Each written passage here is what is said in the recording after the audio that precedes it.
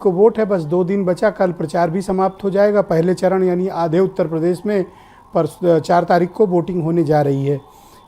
क्या स्थिति है, क्या राजनीतिक आकलन है आपका, कौन कहाँ पर क्या भारी है, क्या स्थितियां हैं, मुद्दे क्या हैं? देखिए, ये चुनाव तो बीजेपी ने अपराधी, माफिया और दबंगों पर इस पर केंद्रित कर दिया है पूरी तरह से। वो इस तरह से प्रदेश में एक माहौल बनाया उन्होंने शहरों में कि बीजेपी की सरकार रहने से ही गुंडे और माफियाओं पर लगाम लग सकती है। और अतीक प्रकरण को बीजेपी नाम तो नहीं लेती, लेकिन वो इशारा उसका साफ है कि अतीक जैसे लोगों का उसने सफाया किया है, उसके बदले में जनता उसका साथ दे। देखिए, अतीक के बाद अब अफजाल अंसारी भी, उनकी भी सदस्यता चली गई। और दूसरा ऐसा परिवार है कि जब वो दोनों भाई जेल में पहुंच गए, उनका लड़का भी जेल में है और पत्नी फरार है, तो काफ़ी कुछ स्थितियां अतीक अहमद की तरह मुख्तार अंसारी और अफजाल अंसारी की होती जा रही हैं। काफ़ी समानताएं, अब ये संयोग है, आगे क्या है ये ईश्वर जाने। लेकिन नगर निगम चुनाव में बीजेपी इसलिए भी देखिए बढ़त पर है, जीत की ओर है, क्योंकि मायावती ने 17 में से 11 जगह मुसलमान मेयर के प्रत्याशियों को टिकट दिया है। तो मेयर का जो इलेक्शन है उसमें बीजेपी, वैसे वोट जितना बटेगा सपा और बसपा का, बीजेपी को उतना फायदा होगा। बीजेपी आसानी से और जीतेगी।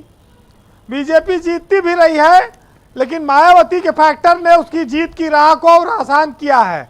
समाजवादी पार्टी को उसका सीधा नुकसान हो रहा है। इस चुनाव में एक चीज और है कि जीत की स्थिति को देखने के बावजूद, चाहे मुख्यमंत्री योगी आदित्यनाथ हो या उनके दोनों डिप्टी सीएम हैं, ये और सारे नेता मंत्री, ये लोग पूरी ताकत से लगे हुए हैं। योगी के बाद ब्रजेश पाठक और केशव मौर्य की काफ़ी डिमांड भी है। और इधर तो दरवाज़ा खोल रखा बीजेपी ने, रोज़ लोग शामिल हो रहे हैं। कुछ डर से शामिल होते हैं, कुछ व्यापार बचाने के लिए, कुछ नेतागिरी की दुकान चमकाने के लिए शामिल हो रहे हैं। अभी तो परिणाम मेयर का लखनऊ वाला बाद में आएगा, जीत हार, लेकिन सबसे ज़्यादा फायदा ब्रजेश पाठक को हो गया। उन्होंने अपने रास्ते के कांटा विधानसभा क्षेत्र का धीरे धीरे करके सब हटा दिया। कांग्रेस जो उनके खिलाफ लड़ा था विधानसभा का चुनाव, उसमें से 2 प्रत्याशी वो शामिल करा चुके हैं बीजेपी में, और वहाँ के कई सारे बड़े लोग, मुन्ना त्रिपाठी जैसे लोग भी ले आए वो। तो कांग्रेस के दिलप्रीत सिंह, राजीव गांधी जो सपा का विधानसभा टिकट लड़े, तो अभी तो खरकवाल बाद में जीतेंगी। पाठक जी ने अपना मामला पहले ठीक कर लिया, और अगले चुनाव के लिए जब 2027 में होगा, तब तक उनका विरोधी जितना चुनाव लड़े थे, इस चुनाव में शायद कोई ना रहा है वहाँ। तो ये भी एक देखिए तगड़ी रणनीति है। लेकिन आप देखिए जितने लोग शामिल हो रहे हैं बीजेपी में या किसी दल में, जाओ, इसे बीजेपी हम जा रहे हैं, विपक्ष में तो कोई शामिल नहीं हो रहा। सब नेता होशियार हैं, वक्त के साथ चलते हैं। जिस दिन आपकी ताकत घटेगी, भाग के दूसरे दल में चले जाएंगे। उनका कोई चरित्र तो है नहीं। आज देखिए चुनाव है, नेता गली गली पैर पकड़ते घूम रहे हैं, वोट दे दो, वोट दे। जैसे जीतेंगे आपसे सीधे मुंह बात नहीं करेंगे। 5 साल आपकी हिम्मत नहीं पड़ेगी, आप रियाओगे उनके आगे पीछे। शहरों के इस चुनाव को लेकर कितनी जागरूकता, उत्साह है, इसका मतदान प्रतिशत आप लोग पहले देखते रहे हैं। कोई बहुत ज़्यादा वोटिंग का परसेंट बढ़ेगा, जबकि 4 तारीख को छुट्टी का ऐलान हुआ है।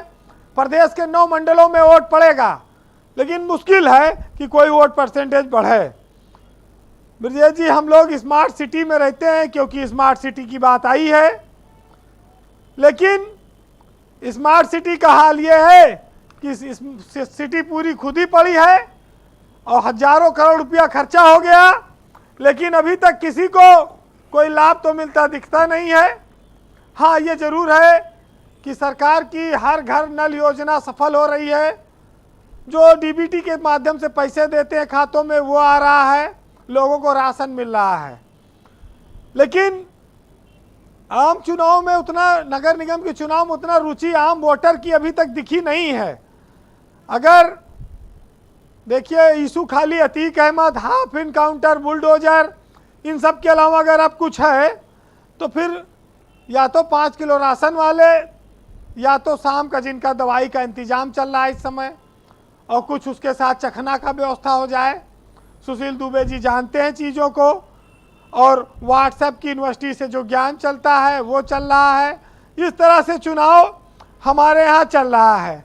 अब देखिए, नगर निगमों में जितना काम स्मार्ट सिटी के लिए हुआ है, अगर वो पैसा जोड़ लीजिए आप, तो कई घोटाला सामने आए अगर एक ठीक से जांच हो जाए, और अगर वो पैसा सही जगह लग जाता तो ऐसे कितने स्मार्ट सिटी नए बन जाते, इसका अंदाज़ा नहीं लगाया जा सकता। तो सब ऐसी कहानियाँ चलती रहेंगी और बहुत सारी चीज़ें आएंगी वक्त के हिसाब से। जी, ये चुनाव दर चुनाव हम लोग देखते रहेंगे, लेकिन ये ज़रूर है कि भाजपा ये जानती है कि ये चुनाव उसके लिए समाजवादी पार्टी से टक्कर का चुनाव है, क्योंकि लोकसभा में उसको सबसे बड़ी टक्कर समाजवादी पार्टी ही देगी। वो नाम नहीं लेती है, लेकिन ये जरूर है कि सपा भले को सीट न जीते मेयर की, लेकिन टक्कर उसी से है उनकी। अखिलेश के निकलने से कुछ फायदा होगा गठबंधन को? देखिए, नेता निकलते हैं तो अपनी बात रखते हैं, स्वाभाविक है कि उनके कार्यकर्ताओं में उत्साह आएगा। और बीजेपी के पास तो बहुत बड़ी फौज है, उनके पास कार्यकर्ता भी बहुत मुख्यमंत्री को भी ज़्यादा मैंने देखा है और दोनों डिप्टी चीफ मिनिस्टर को भी। हाँ। तो बड़ी मेहनत कर रहे हैं लोग, एक एक दिन में 5-5, 6-6 सभाएं।